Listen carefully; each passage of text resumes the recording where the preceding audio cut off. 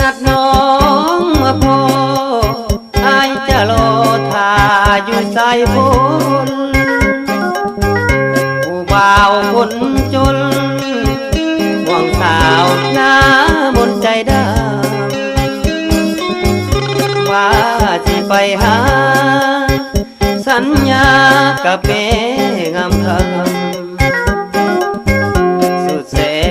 นละกำคิดนำน้องละคำแพ้ตาเว้นคำลง8 โมงน้องสิมาบ่เห็นกระดา